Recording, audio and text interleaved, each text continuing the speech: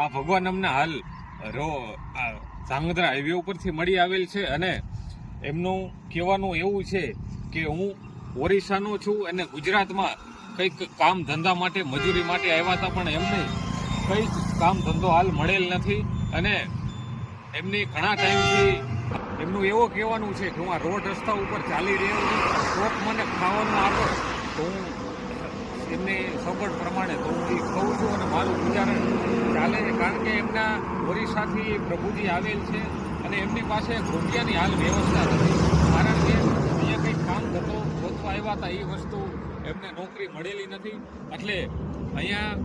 એમનું દૂર છે. એના માટે આપણે સૌ સાથે મળીને એમને બને એટલી મદદ કરીશું, એમની સાચી મંજિલ સુધી પહોંચાડીશું.